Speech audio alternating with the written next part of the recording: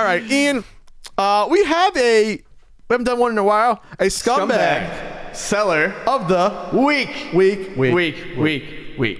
This scumbag seller of the week was brought to my attention late last night through Ian's pal. Yeah. So my friend, hadn't seen him in a long time. We've been really good at doing the social distancing. Got together for pizza and a couple of drinks, and he asked me if I had heard of this topic and if we had covered it. And upon looking at it, it definitely seemed like something we needed to cover. So sometime starting in late January, there was a post on nestdev.com about a person who has made what they have called perfect repros of the Nintendo World Championships cart. Gray and gold. So we're not talking about like the stuff that retro USB has done, the repro cards, different shell, entirely different. Yeah, entirely different shells and things like that. Or even the cheap AliExpress knockoff ones that come on eBay where you can easily tell the difference without even opening them up. Those are clearly repros. They were never intended to be sold as anything but repros. They're so you can pop it in and play the competition yourself and have a good time. And I don't have a huge problem with that. It wasn't retail code. No. It doesn't have the full of those 3 games. It's a novelty. It's one of the rare instances I think where I'm actually just I'm fine with those existing. These are meant to deceive. Yes. When you say perfect repro, what you're saying is this is counterfeit. Yes. It's not perfect repro is not a. Yeah, it's not a term. This is a counterfeit item that was created by this person on this forum.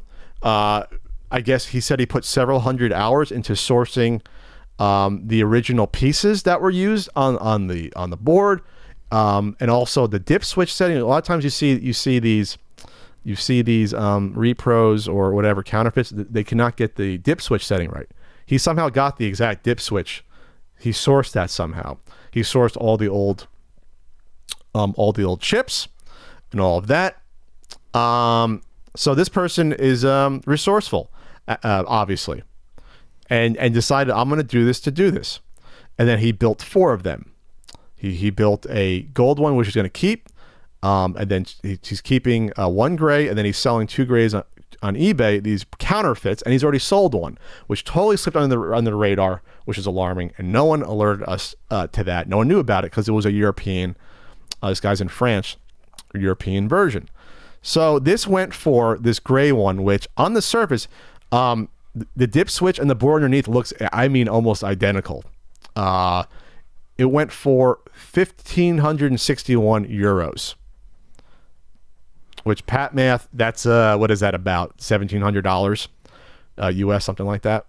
So 127 bids.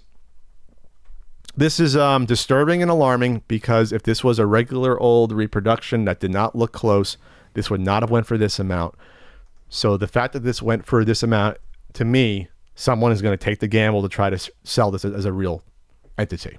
There's no reason to buy something that looks this close for this amount of money unless you have nefarious means, because you don't get something that's a counterfeit like that for your collection and spend this amount of money. I refuse to believe that. I just do. There might be a couple, but I just don't think this bidding war would have happened.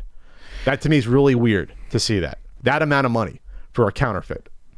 Yeah, and it's strange, he goes on to say, well, I'm not selling them as genuine, et cetera, et cetera, et cetera. But once they're out in the wild, they're genuine. Who knows what people are going to be doing with them? Exactly. It's just like the old $1,886 US. We used to get into it all the time with the repro label stuff. It's like, well, it's for your collection, sure, but once it gets out into the wild, who knows what people are going to try to pass it off as? Yeah. So the label is obviously cleaner. I think that'll be the thing. It'd be hard to do all the glue things. He put the gray one, the number, he put 342.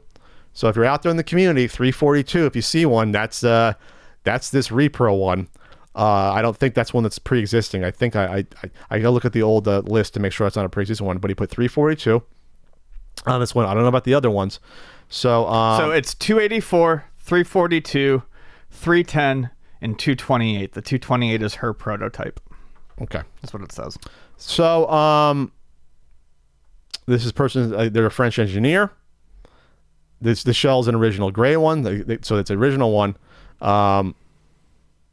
The printed circuit is the perfect repro of the original, according to this auction. We'll get into that.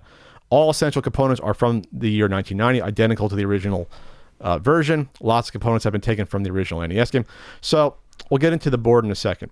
So why would this person do this? I guess there's people out there that want the challenge of just doing it to do this, I guess. Which I understand to see if you can, but then you do it for yourself and you keep one. You don't make 4 and then sell them. Yeah. You want to recoup your money now because now you put this evil out into the world. Here's the good news, though. The boards are not identical. I double checked even on this post. They are close, though. They are not identical. So if you are buying a gold NWC cart or a gray NWC cart, obviously you're going to be opening up this to check the board to make sure it's real. Obviously, you're going to do that. So it looks like a lot of these chips, some of these chips are obviously pulled from other pre-existing NES games. These Sony chips are kind of standard, it looks like.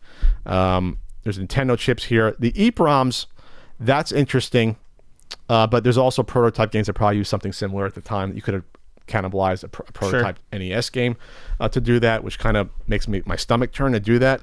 I'm more concerned about the dip switch, where that was sourced from, since that's always the giveaway.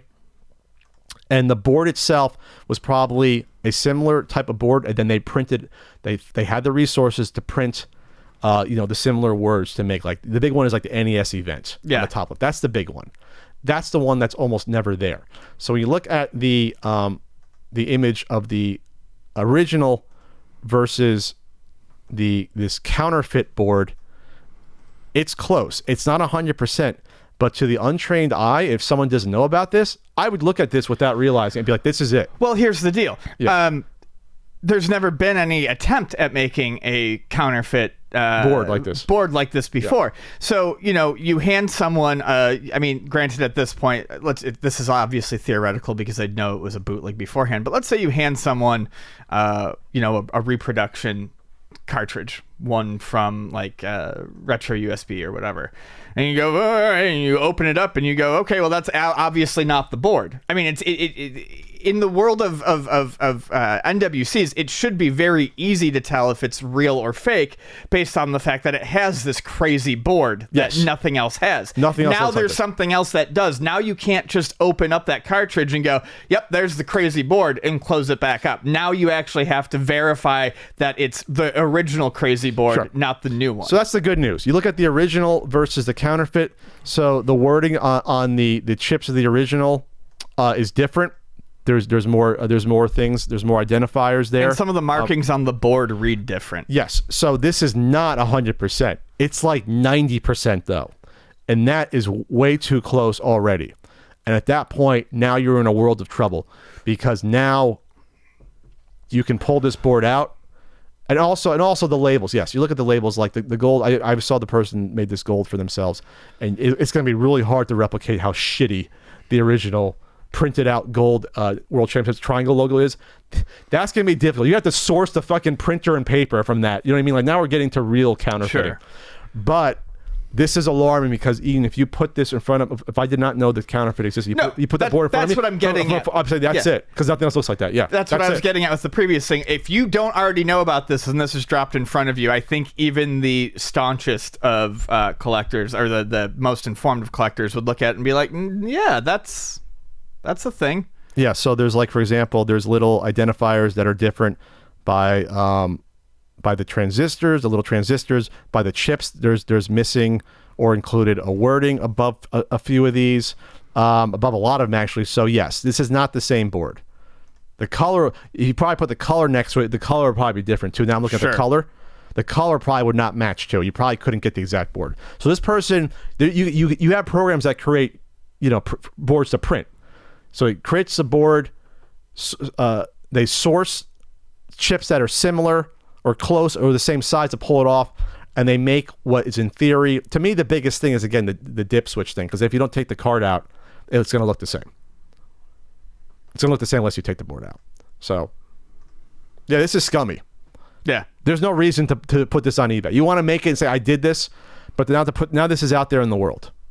This is a Pandora's box thing. that this can come out a year from now, or 2 years from now, 3 years from now.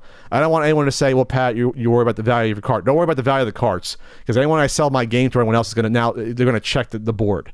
Now they're going to know about shit like this. Plus, I have Providence on the gold one if you want to get technical. So like, we know who that is. Now these show up. If these golds show up in the wild like this, you're gonna have someone potentially getting screwed. Yeah, look out for people, in the next year or two being like, oh, I found a gold.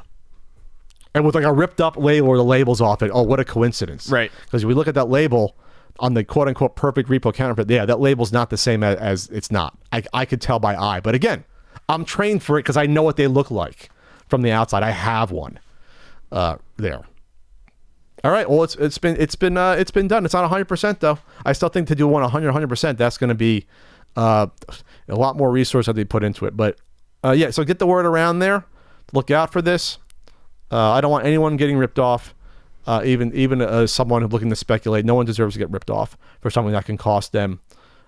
Jesus, like gold. Like I said, gold. I don't know what it would go for at this point. But the grays can go for $100,000. So it's not worth it. Even if you hate me and think this is going to damage my collection or whatever, it's not worth anyone getting ripped off. It's just not.